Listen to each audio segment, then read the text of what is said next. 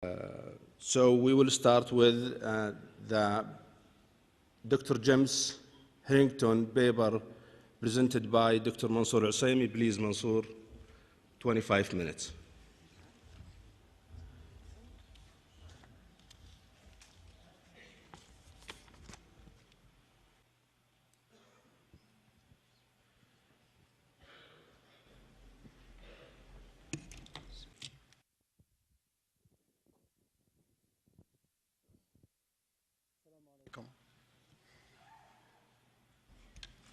It's a great honor and a privilege to be a speaker today, though I am not the main speaker.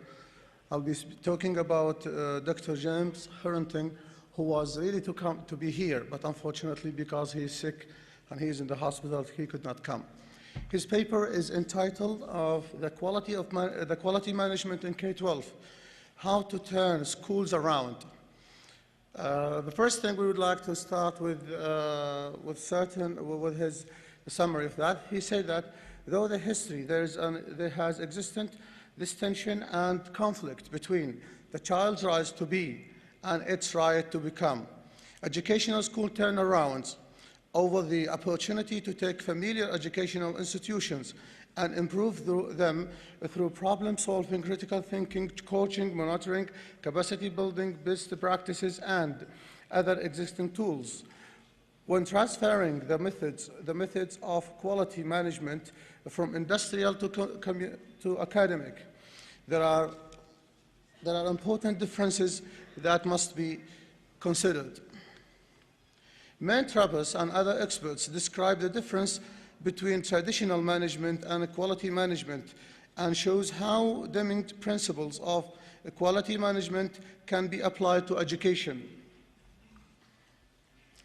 Some managerial role, the quality first principle, the process over product principle, and the prosperity principle, expectations of education are also discussed, which include the development of knowledge, know-how, wisdom, and character.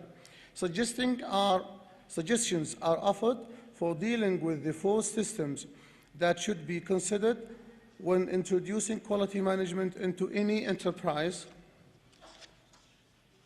the educational system, and managerial system, and the social system, and tools and techniques. In the second decade of the 21st century, which is to become known to some educators as "no child left behind" era, the notion that turnaround constitutes a new, better way to solve the problems facing schools is gaining immense popularity among reformers to all kinds. Unlike mostly former efforts, which focus on intermittent improvement, turnaround seek to take schools from bad to great with a short period. In 2007, for example, about 600 schools, about 90% of a large urban district, officially began turnaround programs. Nearly 2,000 schools were predicted to be in turnaround moods in 2008-2009, and more than 3,200 in 2010. According to estimates in a report from the Mass Institute Education and Research Institution in Boston, schools, scholars, and practitioners are seeking to answer this demand, and in some cases helping to fuel the expectations. The University of Virginia's Curl School of Education has developed an academic and co-curricular program designed to instruct facilitators and experts charged with turning around constantly low-performing schools. Run jointly with the university's Durham School of Business, the program takes the candidates from inside and outside education and schools, turnaround teams to tackle some of the state's toughest schools. The ACT, I think here the ACT is abbreviation or acronym of 3 words, ACT, study focuses on the following 7 areas. Number 1, introduction to quality management in K-12. Number 2, the quality movement. Number 3, education and the privileges. Number 4, implementing TQM, total quality management and bridges strategies. Number 5, institution studies. Number 6, recent large-scale efforts. And number 7, a model. It focuses on what works. Parts of quality management that work in K-12, including the 7 basic tools. The phrase turnaround may be relatively new to education, but the practice has been around for decades, in other sectors. The Chicago International Charter School, which operates 11 campuses, has launched Chicago Rise, saying that specialized teaching staff and dynamic management practices are essential to improving chronically low-performing public schools in the nation's 3rd largest district. The Louisiana School Turnaround Specialist Program seeks to recruit, assemble, and groom leaders to turn around failing campuses. In New York, the Realization Institute schools turnaround contracts out turnaround experts and offers money-back guarantees for partner schools that fail to reach achievement goals. Given the good intentions, it is hard not to root for these reformers and shower them with the support and resources. Yet, while turnaround are doubtlessly an appealing idea, making them work is far from complicated. That emergence of the model and premises has been embraced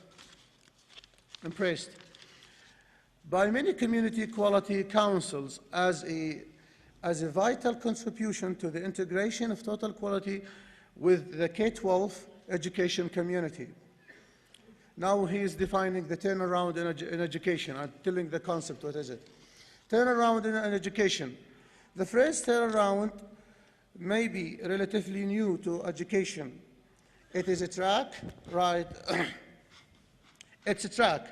A record suggests a need for temperate claims and steely-eyed realism. Even in the business world, where management enjoys many more degrees of freedom and where competition can lead a sense of profound urgency, turnarounds are iffy position. Today, much of what experts know about turnarounds comes from private sector's experience, where two dominant approaches to organizational reform, total quality management, and business process reengineering. And this will be business process reengineering will be used, BBR, have prevailed as an acronym later on. TQM is a turnaround strategy that emphasizes carrying out all jobs and practices correctly the first time. It treats workers as integral parts of a line and seeks to remove waste at every stage of the production process. Research suggests that TQM has been largely ineffective in serving successful corporate transformation.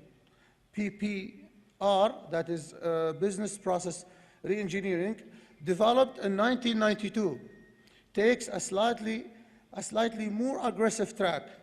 It differs from total quality management in that it concentrates on treating down and rebuilding the business process as a whole, rather than taking its functional takes.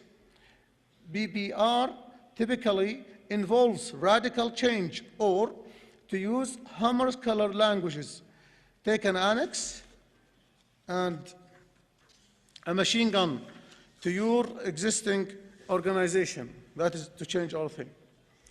Evidence suggests that, on a whole, that PPR has fared about the same as TQM in surpassing organizational improvement with success rates of 25 to 30%. Expanding of such findings, Barry Stowe and Liz Epson of the University of California, Berkeley, examined the outcomes of popular management techniques institute at 100 of the largest US corporations using informational reports on quality, empowerment, teams, and implementation of TQM programs. They found that companies undergoing turnaround initiatives were perceived to be more innovative, but showed little evidence of boosting economic performance. Some of the researchers suggest these results provide grounds for the taking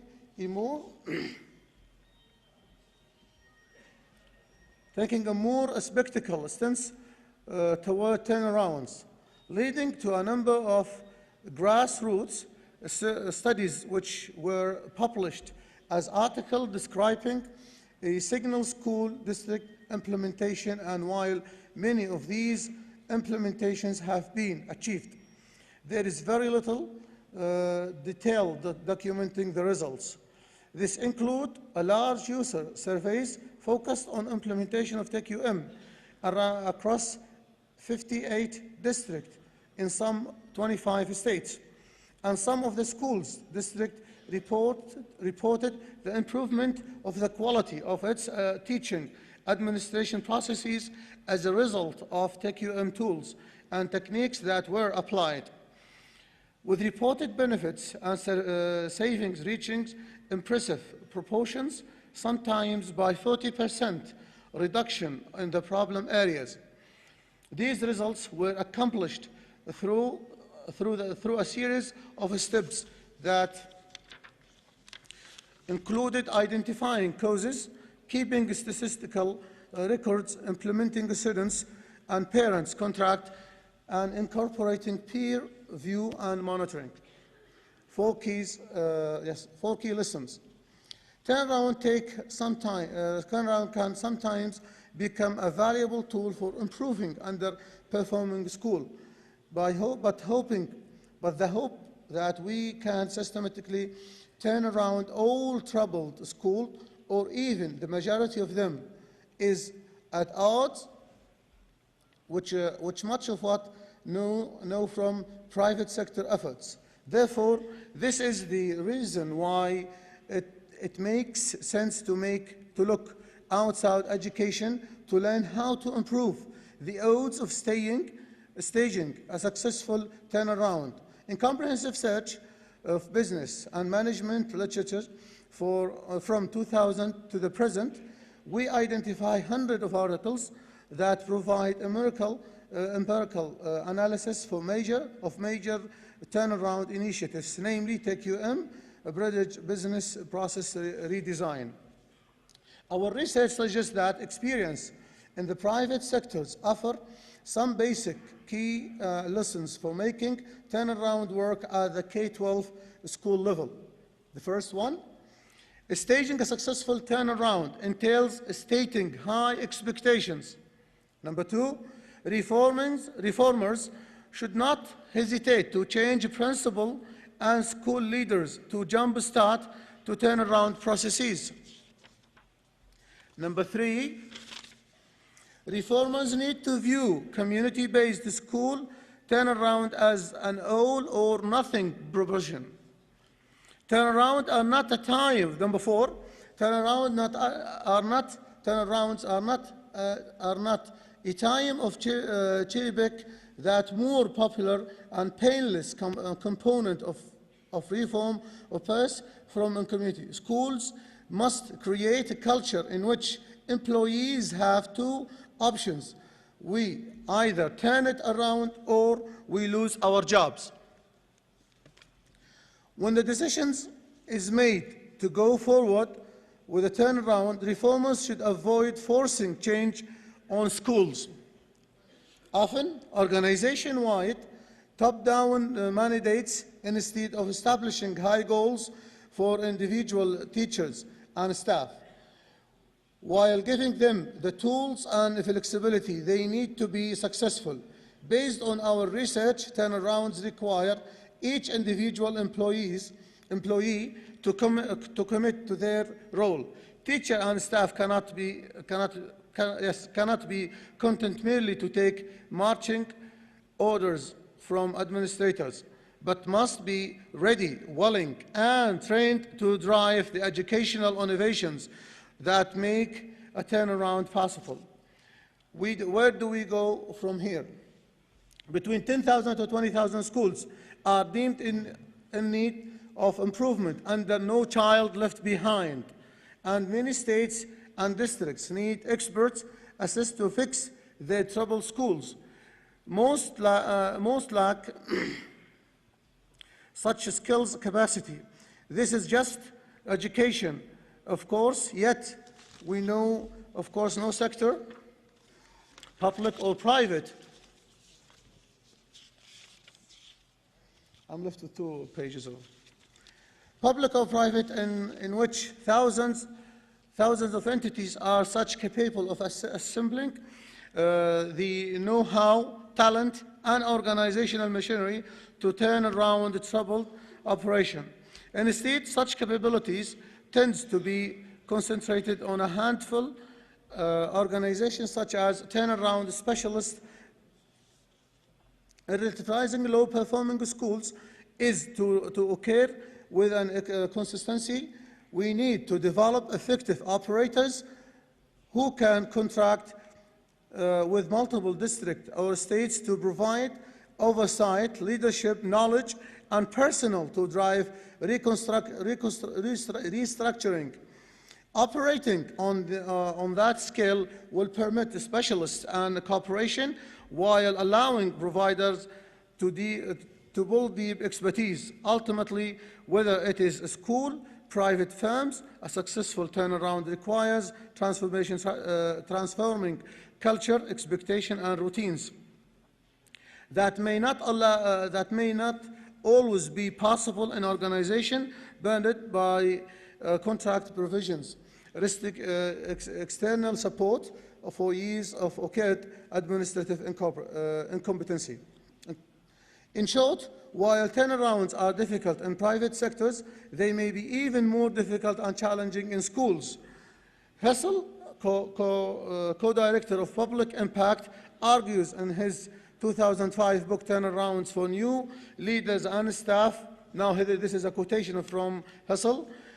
No factors are complete barriers to success, but they indicate a high bar for the district and school leaders affecting turnarounds.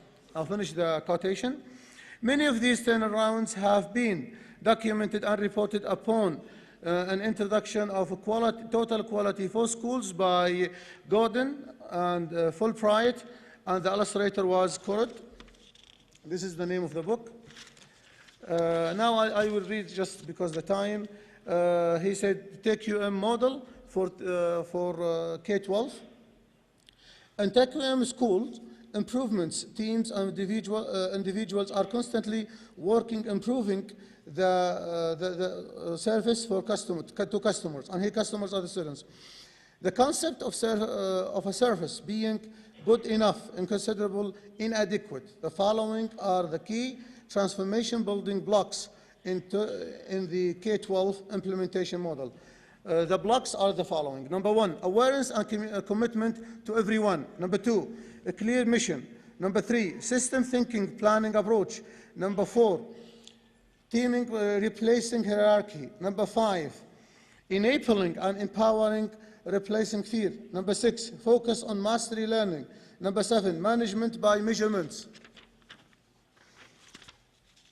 Number 8, development of students' take-home skills. Number 9, humanistic and brain compatibility focus. Number 10, transformation plan. And also he had 10 points. He said some additional 10 points of emphasis, and this is for the leaders. I'll skip some lines here. Reflect on the listing of leadership behaviors that promote quality. The leader is a mission, for the leader is a mission or result-oriented. Listens, that is from listening, is sensitive to others, is listening. Involves other in planning. Constantly expands personal knowledge. Ensure coordination and monitoring. Expects teaming. Supports others. Monitor with measurements. Analyze data and progress.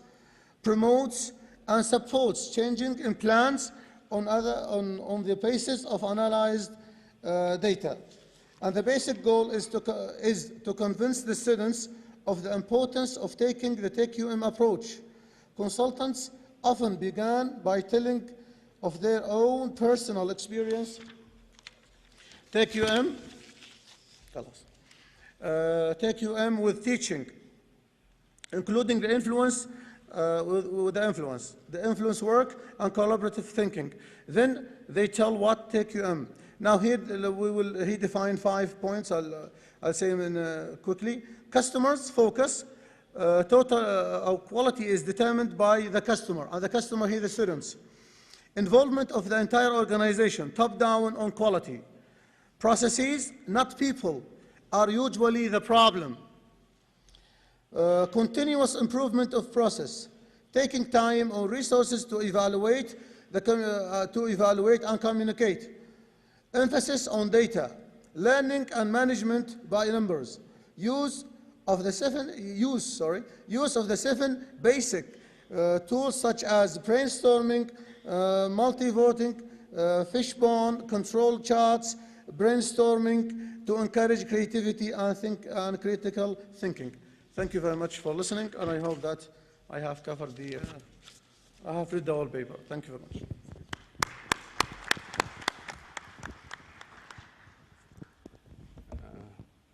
Thank you, Dr. Mansour, and we wish Dr. James to get better and get well soon, and we thank him for this